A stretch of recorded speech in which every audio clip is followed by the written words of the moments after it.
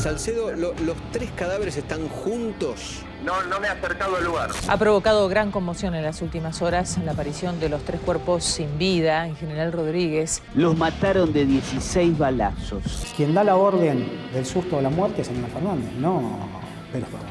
El negocio del tráfico de efedrina se lo termina quedando en la totalidad Aníbal Fernández con la gente de inteligencia, no es que sigue fuerza. Que la cara visible ante mí era Pérez Corradi, que me nombró los dos jueces y Aníbal Fernández. Lo consulta con Aníbal, hacemos la reunión, me dice, mira, yo te voy a contar. Este pibe es un desprolijo, tiene 1500 quilombos, ya tendrá que estar en cana. Para sentarse a hablar conmigo tiene que poner $250.000. En un momento me dice, bueno, ahora me van a dejar tranquilo porque arreglé con alguien para que no me molesten más. ¿Hizo mención de algún apodo a alguien, de alguna persona de esa que estaba ahí? Sí, la Morsa. Hemos visto ayer un programa cachivachesco, vergonzante. Esto forma parte de una campaña política que tiene intereses ajenos a la causa. ¿Qué se cree? ¿Que Granata fue y hablaba en contra mía una mentira como la que habló gratis? No. Si esta nota no hubiera salido al aire, no sé si Vidal sería gobernador y Macri presidente. Granata tiene su condena confirmada por el máximo tribunal y su único destino la cadena perpetua. Entonces quiero pensar que alguien le prometió algo, alguien le aseguró algo.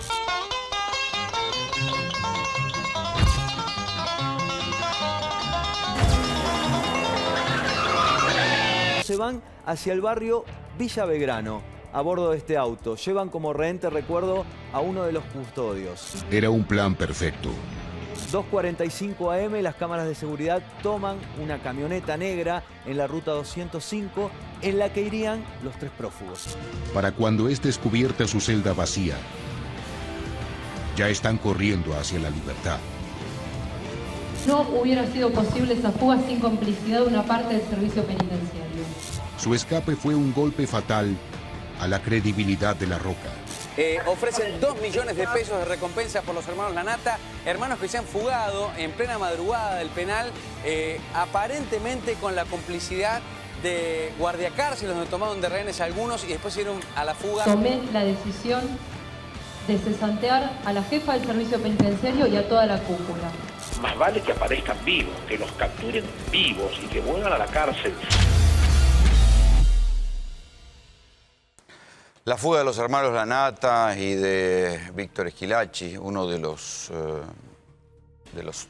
otro par de sicarios, porque eran dos pares de sicarios, dos pares de hermanos, que fueron condenados por la justicia como sicarios, por lo cual nosotros los vamos a llamar sicarios. Vamos a llamar a las cosas por su nombre. Vamos a llamar las cosas por su nombre y vamos a contar las cosas que estén confirmadas. Y respecto de las que no se sepan, que son tantas y que dan tanto para pensar, vamos a hacernos preguntas. Preguntas incómodas, pero preguntas necesarias. La primera pregunta que uno tiene que hacerse frente a semejante fuga de tres tipos, de tres sicarios, condenados por un triple crimen que cambió la historia de un gran negocio de narcotráfico que era la efedrina en la Argentina, es ¿a quién favorece? ¿A quién favorece la fuga de estos tres sicarios? La primera y fundamental pregunta que uno tiene que hacerse. No hay una respuesta para esto porque van a venir las interpretaciones. Algunos dirán, bueno, favorece a Aníbal Fernández porque si el tipo se fugó es porque alguien le está pagando el favor de haberlo denunciado. Y la denuncia de Aníbal, que hicieron contra Aníbal Fernández en aquel momento, fue lo que terminó, una de las piedras fundamentales que termina volteando su candidatura y lo lleva a perder insólitamente frente a María Eugenia Vidal. Recuerden que la propia María Eugenia Vidal hacía campaña diciendo, ustedes, ¿con quién dejarían a sus hijos? ¿Con Maru Vidal, con su cara de Heidi, con Aníbal Fernández, con la cara de Morsa Mala, la morsa del narcotráfico? ¿Con quién lo dejarían? Bueno, o sea que María Eugenia Vidal hizo campaña aprovechando la denuncia que sacó Jorge Lanata, en la cual Martín Lanata, uno de los sicarios, decía algo que no había dicho nunca en el juicio, y decía que Aníbal Fernández era el que estaba por encima de Ibar Pérez Corradi, que es el prófugo de la mafia de la efedrina, y que él era el que manejaba el negocio de la efedrina en aquel año 2007-2008, en lo que fue el Festival de la Efedrina. Nosotros en aquel momento dijimos dos cosas. Dijimos, atención, no es que la efedrina no tenga que ver con el gobierno. Efectivamente, el Festival de la Efedrina existió, pero también terminó durante el kirchnerismo. Y hay varios funcionarios procesados por la justicia, entre ellos el principal papelón es el de José Granero, que era el titular de Acedronar, y de varios hermanos, que son 4 hermanos, los Zacarías, que estaban vinculados en diferentes órdenes a las líneas intermedias de lo que uno podría llamar el staff de los pingüinos, la gente que venía del sur vinculada a la primera etapa del kirchnerismo. O sea que hay funcionarios que tenían que ver y que se aprovecharon del tráfico de la efedrina. Estando en la Acedronar, manejaban el registro de precursores químicos y hacían la vista gorda a las inmensas cantidades de efedrina que entraban acá y que terminaban en manos del cartel de Sinaloa, el mismo del Chapo Guzmán. Que dicho sea de paso, la fuga del Chapo Guzmán comparado con esta trabajaron mucho. Esta es una fuga bonaerense, no hollywoodense, es bonaerense. Después vamos a hablar de los detalles de la fuga. Pero quiero volver a esto de quién favorece. ¿Lo favorece a Aníbal o favorece al macrismo? ¿Alguien está pagando el favor de haber denunciado a Aníbal Fernández? Porque fíjense que ahí Miguel Ángel Pierri, que había sido abogado de los deudos de Sebastián Forza, decía, este hombre está jugado, ya no tenía apelación posible. ¿Qué le ofrecieron? ¿Con qué podían tentarlo para que dijera esto? Si no tenía ninguna instancia de revisión judicial, ya estaba condenado en todas las instancias y había tenido todas las revisiones judiciales. Bueno, ahora se ve. Alguien le había prometido la libertad. Pero ahí uno tiene que hacerse otras 2 preguntas molestas. ¿Fue una fuga artesanal o fue una fuga sofisticada? ¿A qué voy con esto? Cualquiera de nosotros que conoce un poco las cárceles y el servicio penitenciario sabe que no hace falta ser un gran narcotraficante forrado en plata para fugarse de una cárcel bonaerense. No digo ya de una comisaría, digamos, donde ahí por la coca y el sándwich siempre uno consigue a alguien que le abra la reja y zafa. Una cárcel bonaerense, la verdad que en los últimos tiempos ha habido fugas por lo menos inexplicables que demuestran connivencia con diferentes niveles del servicio penitenciario bonaerense. O sea que no hace falta tener un gran dineral para fugarse del servicio penitenciario bonaerense. Puede haber sido una fuga artesanal. Puede que estos muchachos con diferentes ardides hayan logrado que los dejaran en la enfermería. Pero acá había algo más. Acá se sabía que algo se estaba cocinando. Y si no, vean los tweets de Mario Vitete Sellanes. ¿Se acuerdan de Vitete Sellanes? El tipo que era el hombre del traje gris en el asalto al Banco Río. Vitete Sellanes en sus tweets la semana pasada directamente a María Eugenia Vidal le dijo, ojo con las cárceles, ojo con las fugas, va a pasar algo. ¿Y por qué es importante lo de Vitete Sellanes? Creer o reventar en este país, parece que la verdad la dicen los ladrones y no los políticos. ¿Por qué es importante? Porque yo mismo lo entrevisté a Vitete Sellanes, ¿dónde? En la cárcel de General Alvear. ¿Y en qué parte de la cárcel de General Alvear estaba Vitete Sellanes? En la enfermería. ¿Y quiénes estaban en la enfermería de donde se fugaron? Los hermanos Lanata y Esquilachi. O sea que la enfermería, que está separada del resto de los pabellones por un túnel muy largo que separa los pabellones de la enfermería, era el lugar ideal para fugarse. ¿Sí? En esa enfermería, yo recuerdo que Vitete Sellanes tenía acceso a internet, por ejemplo. Y estos muchachos tenían acceso a un teléfono celular. Dicen que se fugaron con un arma de juguete. Puede ser, o no. O tal vez habían comprado a los guardias y lograron escapar. Y después dicen que lograron la llave de un Fiat Uno, que era de uno de los muchachos que estaba ahí, de uno de los guardiacárceles, y con ese Fiat Uno salieron, y que justo con ese Fiat Uno se acercaron hasta otro lugar donde los esperaba una camioneta negra. Puede ser, en ese caso es una fuga artesanal. ¿Por qué les digo esta pregunta, si es una fuga artesanal o una fuga sofisticada? Por lo que puede pasar.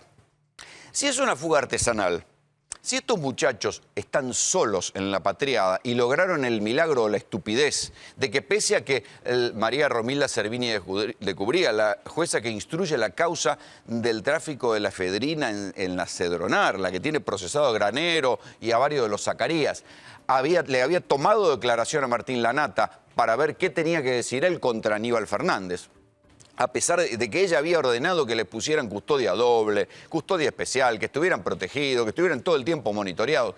No estaban todo el tiempo monitoreados, o sea, los habían dejado con poca custodia, las cámaras de seguridad no funcionaban, se escaparon, justo había un auto, consiguieron ropas oscuras. Bueno, a pesar de todas esas casualidades, supongamos entonces que fue una fuga artesanal. Si fue una fuga artesanal, que estos muchachos que ya habían intentado escaparse de Sierra Chica limando los barrotes, lograron quiere decir que no van a tener un gran aparato que los sostenga afuera. Porque lo más difícil de la fuga no es fugarse, por extraño que parezca. Lo más difícil de la fuga hoy por hoy es permanecer prófugo. Porque no hay que tener contacto con los familiares, no hay que tocar un teléfono que pueda ser identificable, no hay que cometer errores, no hay que aparecer en una cámara de seguridad, no hay que mostrarse con testigos, hay que tener plata. ¿Tenían plata estos hombres? Bueno, si no fue una fuga artesanal y fue una fuga sofisticada, acá se abren dos posibilidades. Primero, es mucho más preocupante desde lo político, porque si fue una fuga con apoyo de alguien sofisticado, después vamos a preguntarnos quién puede haber pagado o haber puesto o financiado esta fuga. Pero si es una fuga sofisticada y hay algún grado de apoyo mayor, acá hay que preocuparse. ¿Quién puede financiar una fuga así? Un cartel. ¿Sí? De hecho, el Chapo Guzmán se escapó, nunca más apareció y tiene plata suficiente para permanecer prófugo. Ibar Pérez Corradi, el jefe, supuestamente, de los sicarios estos que se acaban de escapar, se mantiene prófugo porque se supone que recaudó un buen dinero vendiendo efedrina. Tiene plata. O sea, un cartel, un narco, puede tener medios para financiarse prófugo. Pero no estos tres sicarios, no estos muchachos. Cuando uno ve el nivel de vida que tienen, obviamente ellos, si se fugaron en una fuga artesanal, ¿de dónde van a sacar la plata para mantenerse prófugo, para conseguir documentos truchos, salir del país, sobornar más gente, conseguir armas, conseguir identidades nuevas, escapar de Interpol? Es muy difícil hoy por hoy. ¿Pueden conseguir plata de algún narco? Sí, pueden conseguir plata de algún narco. Pero ¿y si es otra cosa? ¿Y si acá, como esto fue una denuncia política, hay otra cosa detrás? Si hay algún grado de connivencia de un servicio de inteligencia, un país extranjero, una agencia antidroga extranjera, una agencia de seguridad extranjera, un sector de un servicio de inteligencia interno. Si hay apoyo logístico y estos tipos permanecen prófugos, es porque la fuga fue sofisticada y ahí se convierte en un escándalo político. Pero ahí se abre otra pregunta todavía más molesta. Economía pura, muchachos. Estos chicos, ¿cómo salen más baratos? ¿Vivos o muertos? Si alguien los tiene que mantener, si alguien les prometió la libertad y los tiene que mantener vivos, salen caros. Y el que lo haya hecho se tiene que jugar a mantenerlos vivos, a protegerlos, a darles documentos. A algo se tiene que jugar para mantenerlos libres. ¿Y si los sacaron y los matan? Por eso es importante. ¿Sí? Yo no comparto muchas de las cosas que ha hecho Aníbal Fernández en el último tiempo, pero sí es fundamental, como dice él, que aparezcan vivos. Porque ahí se va a saber si hubo o no un aparato mayor, o un cartel, o un sector político, o un servicio de inteligencia detrás de esta fuga. Y esto es lo importante esclarecer. Miren, en el momento en el cual se conoció la denuncia de Martín Lanata contra Aníbal Fernández, yo dije, podrá ser verdad o podrá no ser verdad. En cualquier caso, es un misil a la candidatura de Aníbal Fernández. Y eso se comprobó. Y dije otra cosa también.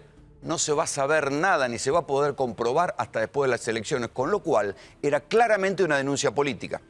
Recuerden lo que pasó cuando Laura Alonso y Patricia Bullrich, una semana antes de las elecciones, se presentaron ante la justicia y dijeron que habían conseguido un par de planillas de Excel que les había dado un agente de inteligencia y que estaban pinchados los teléfonos de todo el mundo, de los periodistas, de los dirigentes políticos, de los jueces, y resultó bastante dudoso porque algunos técnicos hicieron pruebas en los teléfonos no estaban pinchados y después nunca más se supo nada de eso. Eso es una denuncia política.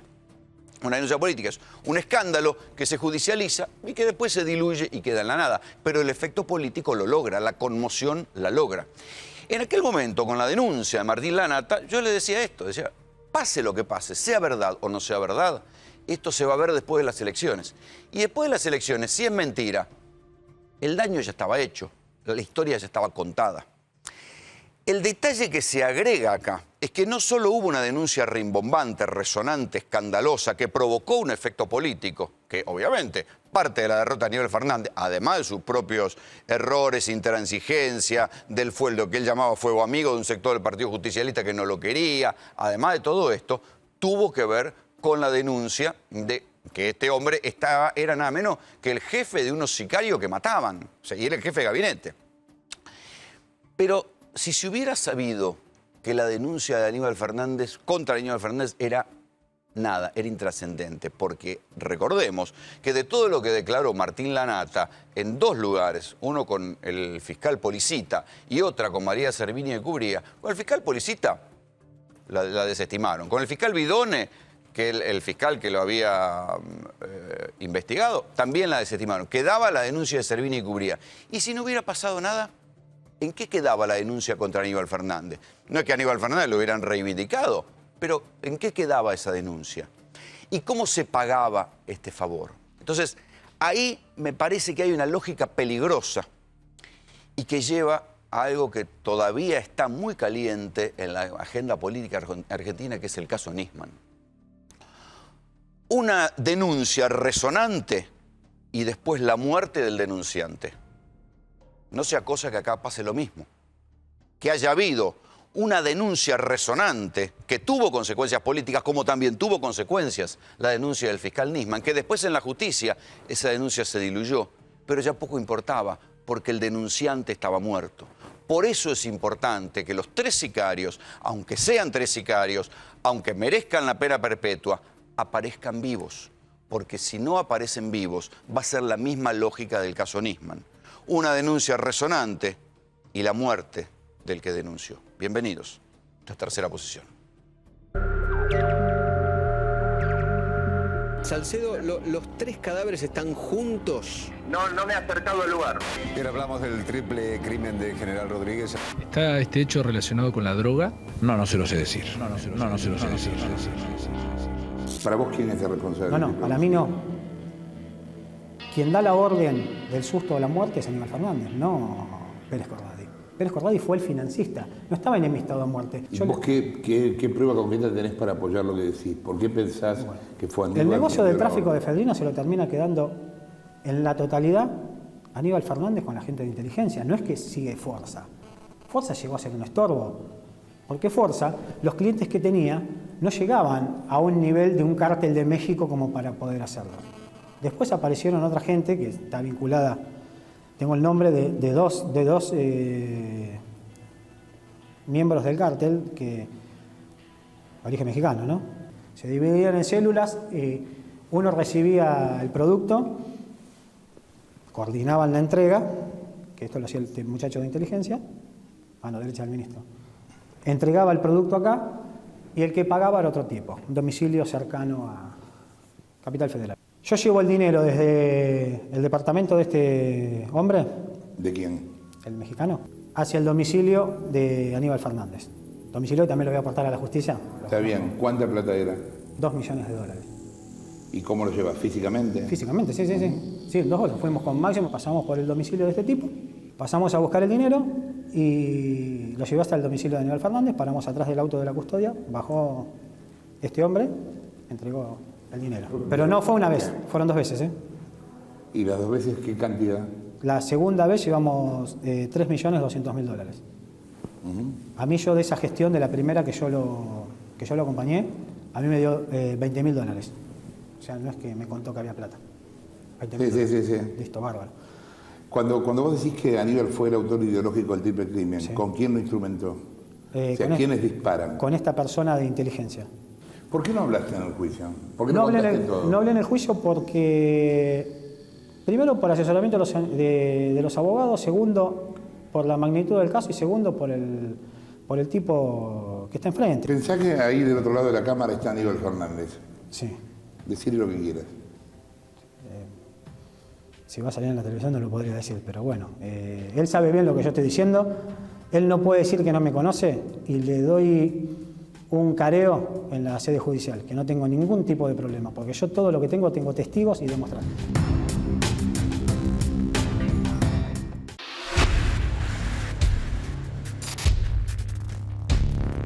Hemos visto ayer un programa cachivachesco, vergonzante, en el cual me han sometido a todo tipo de vejaciones. Hay muchas pruebas y muchos testimonios que vinculan a Aníbal Fernández, no solo con el negocio ilegal del tráfico de la efedrina, sino también con esas 3 muertes del 2008. No hay ninguna duda que es una operación hecha a 7 días de las PASO, que es una actitud canallesca, un disparate brutal, cosa que ya está absolutamente claro que es falso, que es mentira, no hay un solo elemento cierto.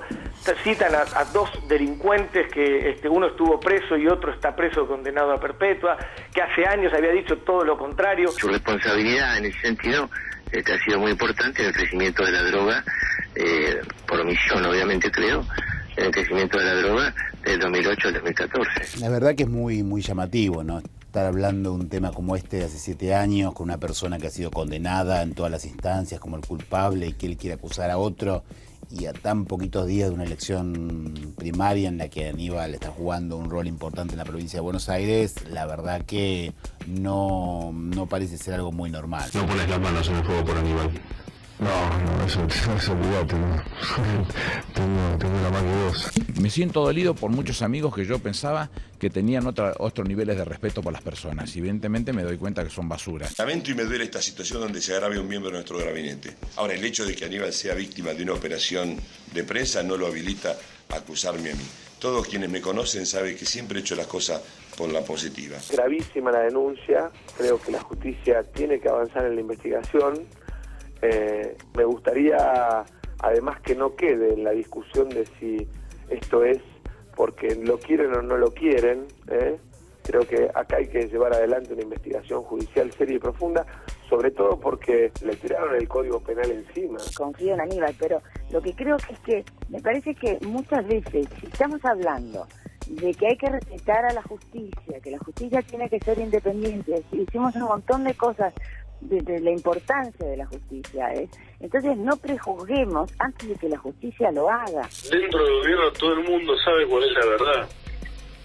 Aníbal Fernández estaba vinculado al Cedronal y muy interesado en el tema de la efedrina. Responsabilizo al programa, como responsabilizo al programa y al canal, en el transcurso de la mañana, las primeras horas de la mañana, voy a presentar una denuncia penal contra el canal, contra la productora, contra la Nata y por supuesto con los dos, contra Jorge Lanata y con Martín Lanata y contra Salerno, por un montón de tipos de conductas reprochadas que aparecieron en el programa de anoche. Bueno, este es el corazón de la denuncia de Martín Lanata, el principal de los 3 sicarios prófugos de hace 2 días. ¿Sí? Las denuncias de Lanata en la justicia no se comprobaron. Dijo que él trataba con un supuesto agente de inteligencia llamado Máximo. Se hicieron 2 identikits sobre este supuesto Máximo. No se avanzó para ningún lado. Dio un teléfono, un handy, dice que desde ese handy se comunicaba con el entorno de Aníbal Fernández. Ahí quedó empantanada la cuestión. Pero lo que siempre hay que decir es que la cuestión de la efedrina, yo les decía en el comienzo, no es que al gobierno al kirchnerismo le haya resultado precisamente placentera la cuestión, porque tuvo funcionarios involucrados. Ahora bien, cualquiera que conozca un poco cómo funcionaba el kirchnerismo, una cosa era el Cedronar, que era el que manejaba los registros de los precursores químicos, y otra cosa es Aníbal Fernández.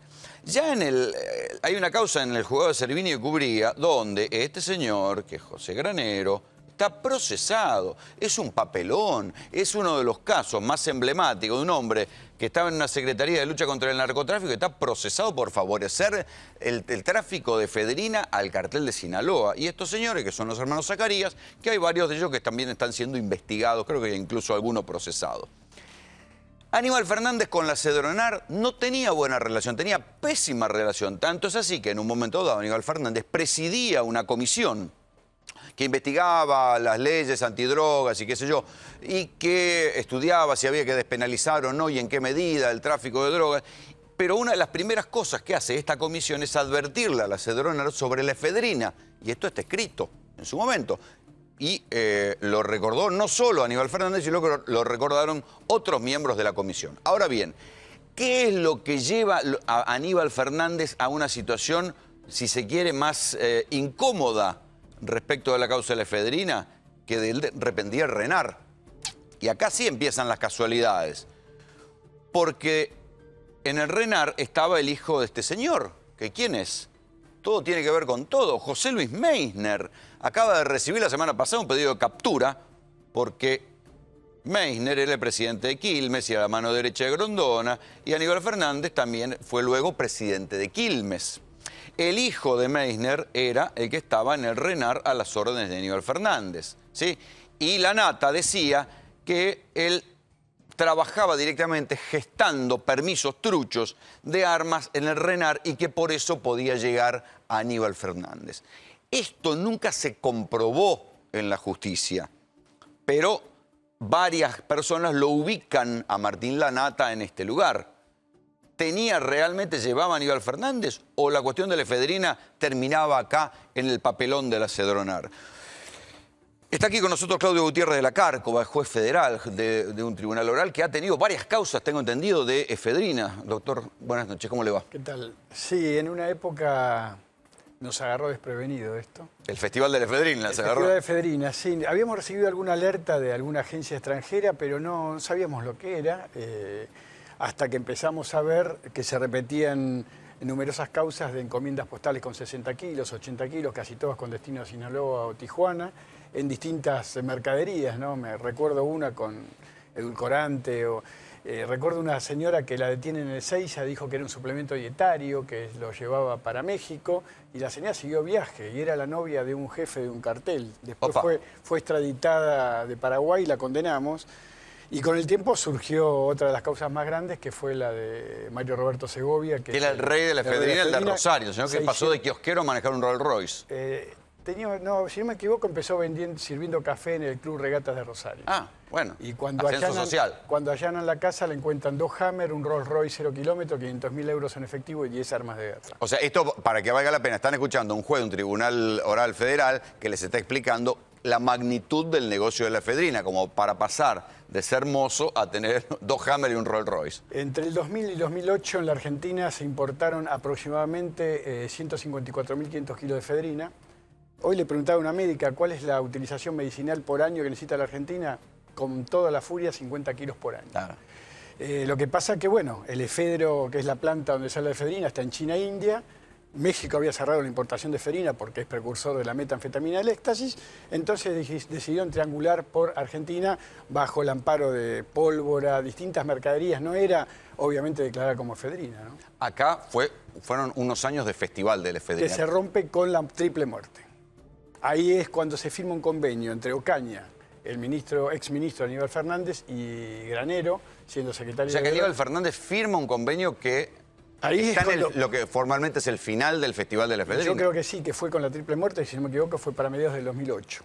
Pero esto había arrancado antes. En la importación de efedrina intervenían cerca de 50 o 60 laboratorios argentinos, y cuando se descubre la triple muerte quedaban 5 en el negocio. Habían corrido el negocio a 45. O sea, se había concentrado, se había cartelizado la cuestión. Y nosotros sabíamos poco, y ni siquiera las policías tenían el reactivo de efedrina para hacer la prueba de campo. No estaba en la capacitación de la fuerza. ¿En qué momento se la declara ilegal? ¿Usted se acuerda? No, yo calculo que habrá sido para después de la triple muerte. Es decir, después del triple crimen se la declara ilegal. Un poquito antes, pero había mucho desconocimiento, porque yo para esas épocas, le cuento, había gente que quedaba en libertad en Ezeiza porque no había ni siquiera reactivo, y meses después descubrían que era efedrina y se pedía capturas a los lugares donde había estado. En todos los juicios en donde usted intervino, doctor, ¿cómo le aparece la política? ¿Cómo aparece la protección política? ¿Cómo a mí no me aparece la política en ninguno de los juicios, salvo una referencia en la autorización de las armas que tuvo Segovia, que sí creo que utilizó de gestor a Martín Lanata. Segovia, mire. Interesante. A ver, Martín Lanata, otra vez, gestor del RENAR, sicario prófugo. La aportación la consigue en 24 horas y yo le aclaro que en los últimos tiempos tardo 2 meses en la autorización. ¿Usted qué juez? Sí, que tenemos un decreto especial. O sea que, si es verdad... el muchacho lograba influencias. O sea que esto confirma que Lanata tenía algún grado de influencia en el RENAR, que es donde estaba el hijo de Meissner. Hoy Segovia está con una condena de 14 años de prisión por el Tribunal Oral Federal de San Martín número 4. Tiene otra condena nuestra de 9 años del Tribunal Oral Penal Económico 2. Y tiene otra condena más nuestra de 3 años por otros temas. Veamos qué dijo hoy justamente Aníbal Fernández cuando se conoció la fuga de los 3 sicarios. Es imposible que 3 personas escapen por el frente a las 2 de la mañana. Es imposible. Primer responsable el titular del penal, el primer responsable. Y segundo, la titular del servicio penitenciario, que se están tirando la pelota unos a otros, que el 23 había renunciado y otros dicen que no. Y entonces pusieron a su reemplazante el día 23 a la mañana, después que ya se habían fugado. Y ellos se propusieron agraviarme porque yo tomé un tema que ninguno quiere tomar, que es defender a los pibes que los meten presos por consumir determinadas sustancias, y por ese tema, con ese tema hicieron toda la campaña. Esa es la situación que inventaron. Bueno, si lo inventaron, también tienen que hacerse cargo, porque hace una semana le habían sacado esa máxima seguridad que yo le había exigido a Casal que le pusiera. Más vale que aparezcan vivos, que los capturen vivos y que vuelvan a la cárcel, porque si no los responsables van a ser la gobernadora y su ministro de Seguridad y su ministro de Justicia. Aníbal Fernández se había llamado silencio después de la derrota electoral, digamos, primero pierde con María Eugenia Vidal y después de la segunda vuelta, no se lo había escuchado, pero claro, después de la fuga de los 3 sicarios apareció y habló y dijo esto que ustedes acaban de decir, sintéticamente, que aparezcan vivos. ¿Qué le contestó María Eugenia Vidal, sintéticamente? Le diría que se llame a silencio justamente en este caso. Hubo repercusiones, muchas repercusiones, entre ellas la del ex jefe de gabinete Aníbal Fernández, que se vio rozado, últimamente acusado por uno de los 3 fugados, me refiero a Martín Lanata, y dijo que aquí hay culpa del gobierno provincial, en este caso dijo que usted tiene que poner el pecho, y dice que los 3 tienen que aparecer con vida. ¿Qué le dice esto? Yo le diría a Aníbal Fernández que justamente en este caso sería bueno que se llame a silencio. El problema con María Eugenia Vidal es que ya terminó la campaña electoral. Entonces, en la campaña electoral es muy lindo tener buena imagen de hada buena, hacer este eslogan de con quién dejaría usted a sus hijos, y con Aníbal o con María Eugenia Vidal. Lo que pasa es que ahora, formalmente, la responsable de lo que pasa es ella.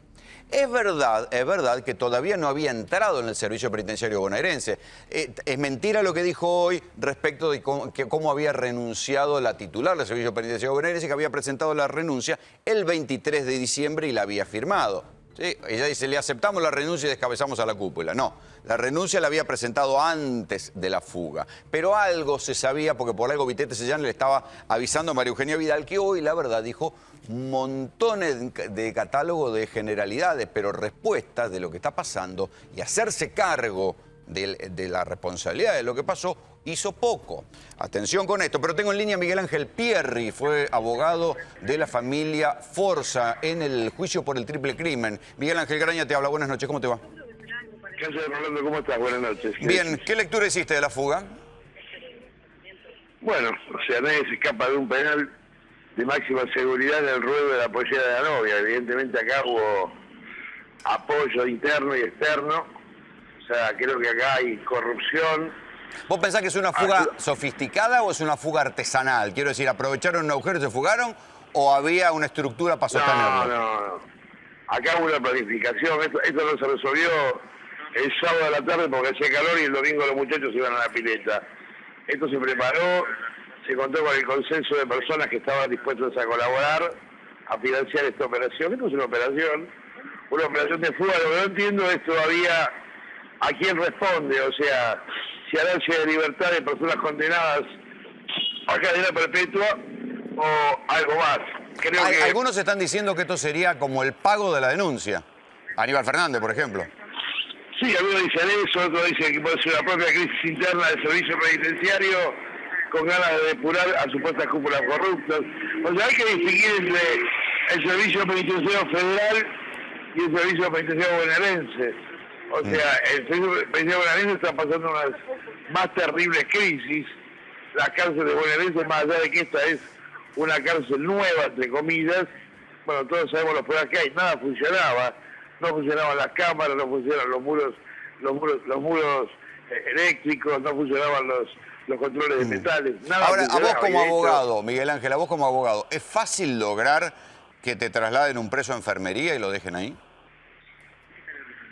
No, para nada. El famoso HPC, que ahora todos llaman sanidad, es un destino muy especial porque tiene que estar muy justificada la estada, va después de una serie de exámenes y controles.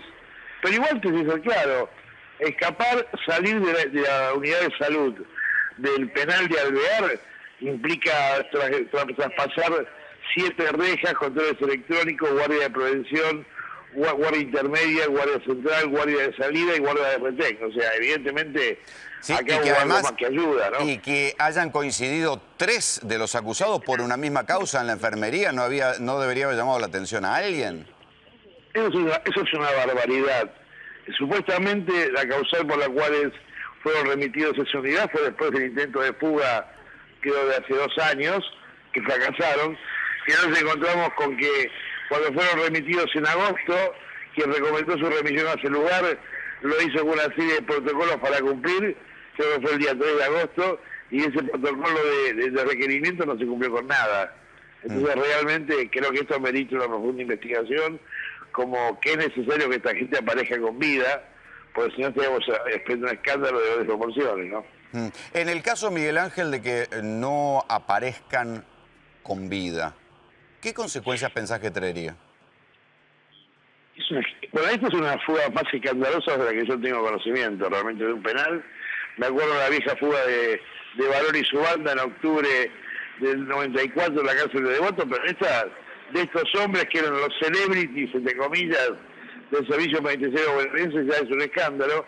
Bueno, si estos hombres aparecen sin vida, realmente, como dijo algún hermano y algún familiar de los hoy todavía no habidos, yo ya lo hago más prófugo, digo no habidos, realmente hay que pensar en quién es el poder, con qué logística y quiénes son aquellos que pudieron sacarlos de un penal. Sí, y ahora hay que sostenerlos afuera, porque ahora hay que sostenerlos afuera.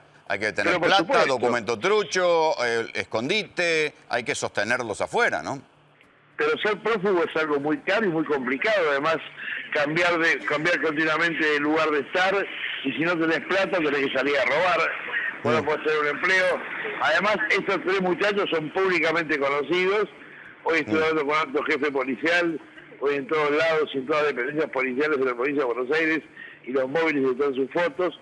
Pero bueno, esperemos primero que estén con vida, segundo que estén dentro del país. Miguel Ángel, la frontera argentina es un colador. Te pido que no cortes, por favor, porque quiero hacer una pregunta al doctor de la Cárcova.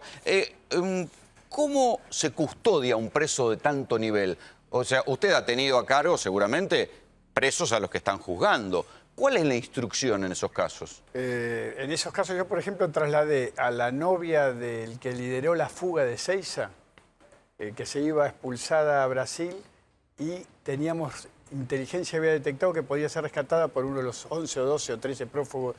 Entonces intervino el Grupo Especial Penitenciario, el Grupo Especial Halcón en la parte de provincia, el Grupo Especial de la PCA en el Aeroparque Metropolitano. O sea que cuando quieren, los efectivos están.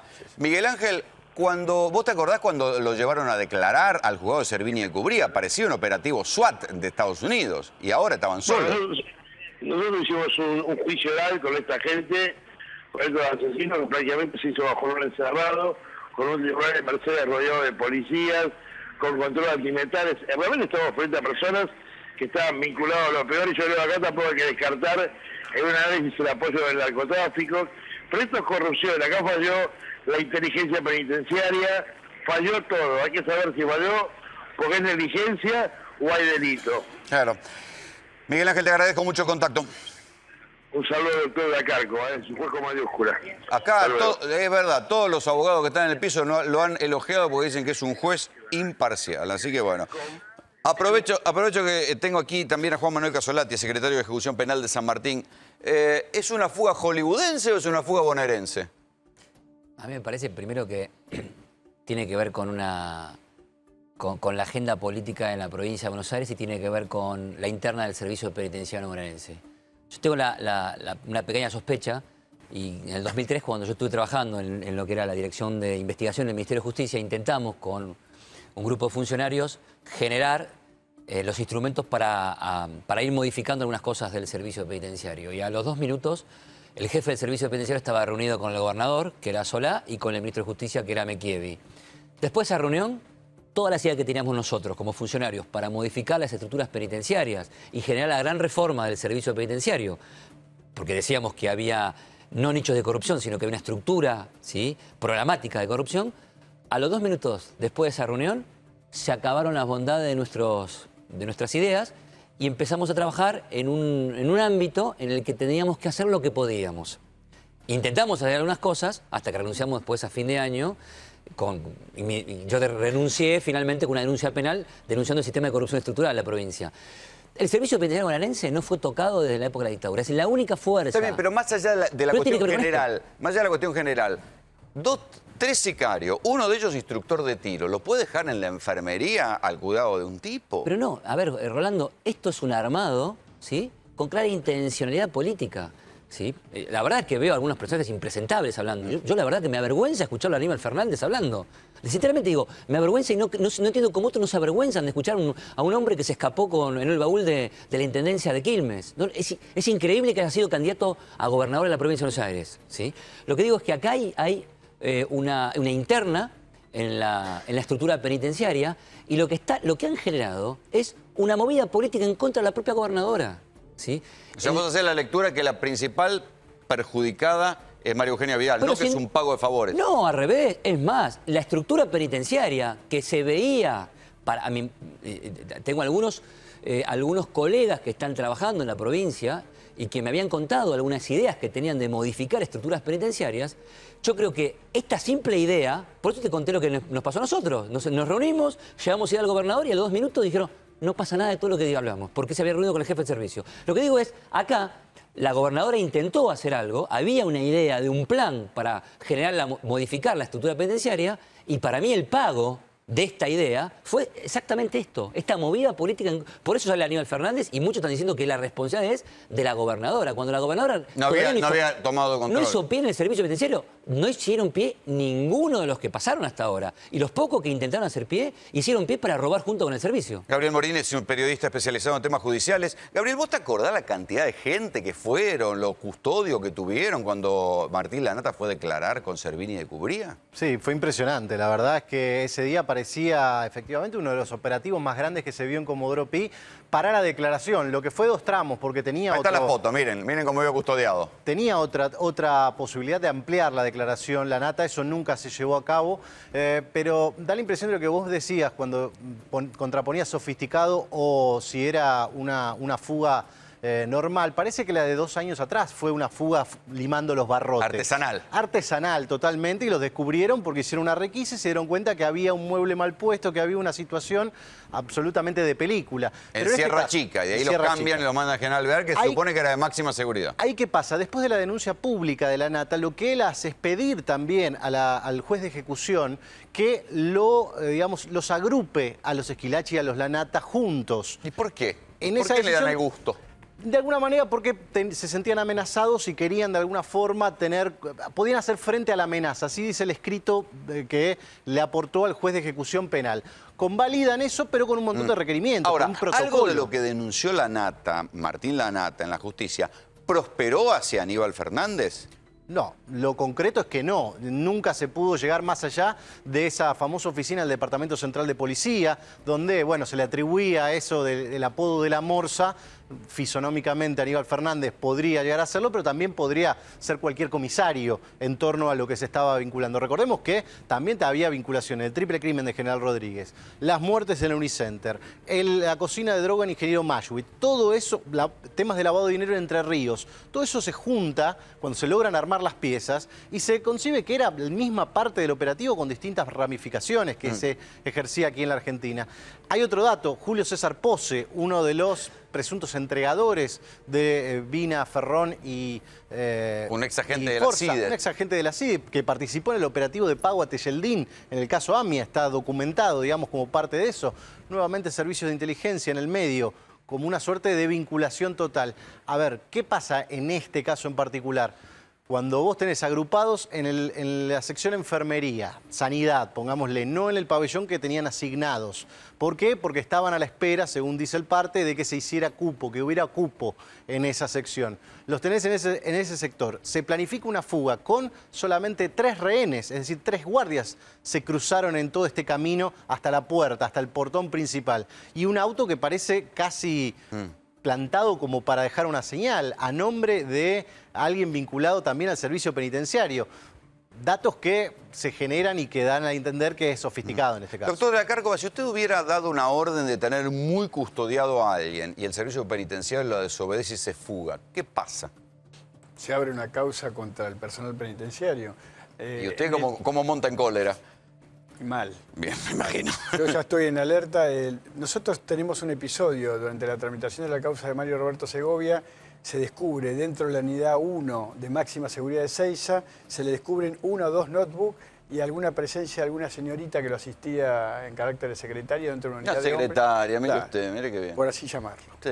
Eso motivó... Usted sucedió muy decoroso. Sí, eso motivó un sumario federal en Lomas de Zamora y un sumario interno administrativo que le costó la cabeza a muchos miembros del Servicio Penitenciario Federal en ese momento. Me imagino esto. Eso fue una alerta para los demás y bueno, después hubo un traslado que se hizo cuando el padre estuvo internado, se hizo con el grupo especial. ¿Esto se hace por plata, Juan Manuel? Sí, claro. Es más, yo lamento decirle al doctor Carco, yo estuve hace poquito en la unidad federal, la de Seiza, y el pabellón donde están los narcos, ¿cuántas notebooks fueron? 2 me dijo. Bueno, yo vi 8, ¿sí? 8 vi. En realidad, escuchaba al doctor Pierre decir que es distinto el servicio penitenciario del federal. Yo la verdad le tengo un respeto de un abogado, pero me parece que no tiene idea de lo que pasa en las cárceles federales, ¿sí? El grado de corrupción es tan estructural como en la provincia de Buenos Aires. Y repito, 8 notebook vi en el pabellón, ¿sí? Carlos Broisman es abogado penalista, es el abogado defensor de Ibar Pérez Corradi, el único prófugo de la causa del triple crimen, acusado formalmente. Es mi obligación preguntárselo, pero ¿está su defendido detrás de esto? Mire, lo conozco al doctor de la Cárcova, que en el juicio de Fedrina yo asistí a personal de aduana y el respeto que tiene el doctor Pierre, como todos, del doctor, es que ante todo sabemos de la entereza y de la imparcialidad ante cualquier eventualidad y en la imparcialidad de juzgar al que es culpable como al que tiene que absolver. Más allá de eso, quiero dejar sentado que no considero que sea una responsabilidad de la gobernadora. No considero que tenga que ver el gobierno actual, la gobernadora o el gobierno, porque es como se dijo, no tuvieron tiempo de intervenir y esto sí es un acto de corrupción.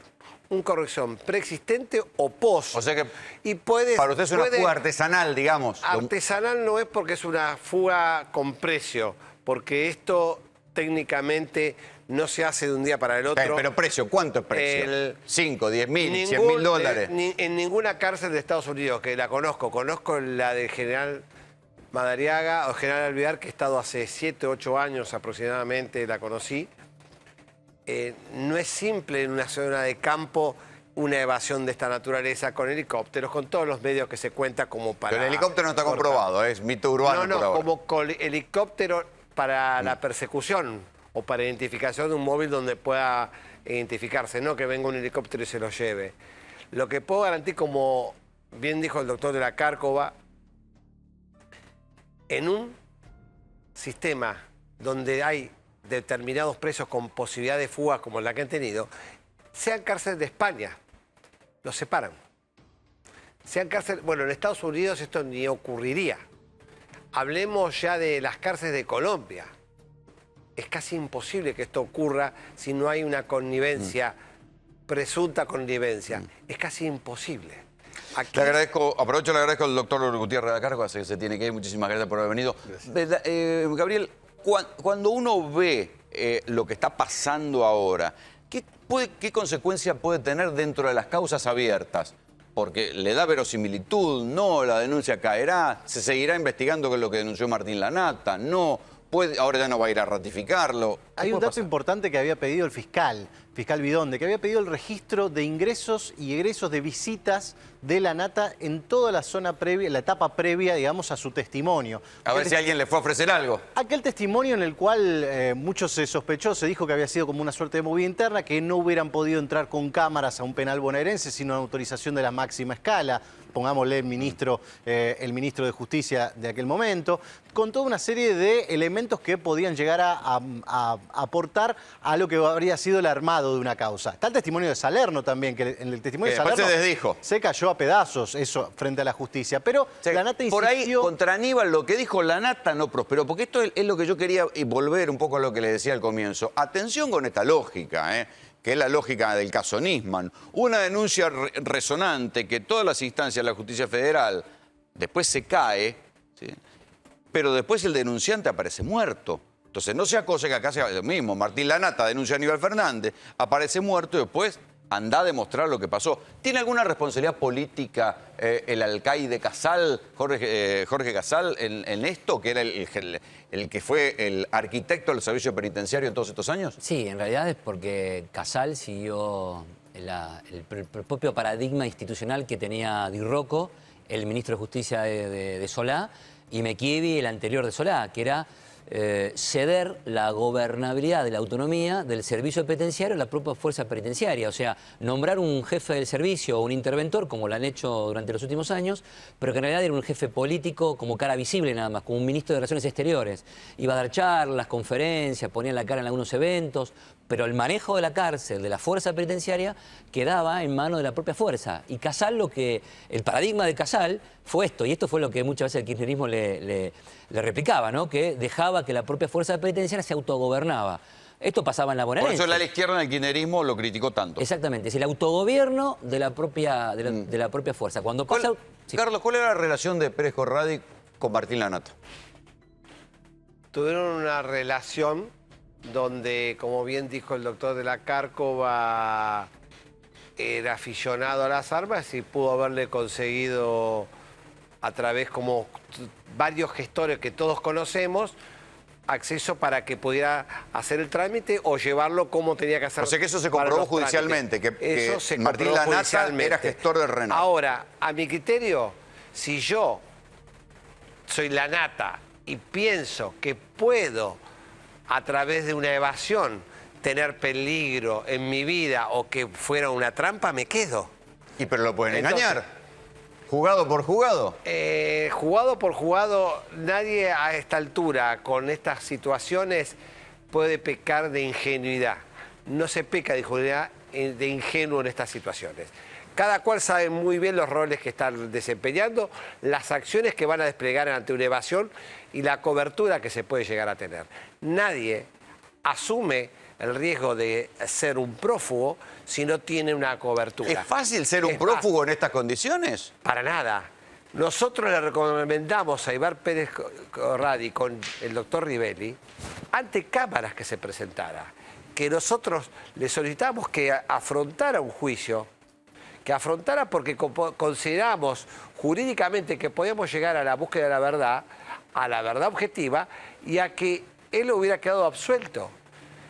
Temas políticos, tema de miedos, tema de coincidencias muy fácil. A veces los periodistas... ¿Pérez Corradi tenía relación con Aníbal? Para nada. Para nada. De la misma forma que yo le digo que María Eugenia Vidal, el Irritondo, que han hecho algo espectacular nombrando a Fernando Díaz como el reemplazo para el Servicio Penitenciario Federal, para nada. Esto se lo puedo decir porque me lo ha dicho Pérez Corradi a mí. No lo conocía, no tenía contacto con él. ¿Vos apostás a una interna entonces del Servicio Penitenciario? Sí, y además, la verdad que tengo una clara disidencia con lo que dijo de Fernando Díaz. Fernando Díaz fue interventor de la Fuerza Penitenciaria y la degradó al máximo. Tiene más de 20 denuncias en la provincia de Buenos Aires, la mayoría archivadas por los fiscales subalternos del poder político. Bueno, pero una denuncia no se le niega a nadie. No, pero Rolando, vos tenés que leer las denuncias que tiene Fernando Díaz, los propios agentes... ¿Vos qué querés decir, que viene la mano dura? No, denuncias por maltrato, no, olvídate. No, denuncias por corrupción, denuncias por desmanejos administrativos, por acuerdos con proveedores. Y Fernando Díaz es parte de la gestión de Scioli en la primera etapa, ¿sí? Y fue uno de los primeros que empezó a degradar la fuerza con bastante, de manera muy importante. Gabriel, cortito, ¿se cae la causa contra Aníbal Fernández en Servini y Cubría? Sí, seguramente esto va a caer como cayó la de las denuncias por el supuesto espionaje, pero me surge una pregunta, ¿por qué otro hermano no se fue también en esa fuga? Dicen que estaba enfermo, pero eso lo seguimos mañana. Muchachos, buenas noches. Esto fue Tercera Posición.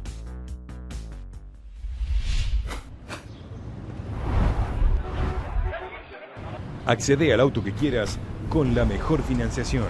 Global Autos, 0800-333-1950, globalautosweb.com. Sí a 3 hospitales con más de 50 especialidades. Sí a 9 centros de atención primaria y promoción de la salud. Y sí al Centro de Estimulación Temprana. ¿Te animas a seguir diciendo que sí a la salud? Yo digo que sí.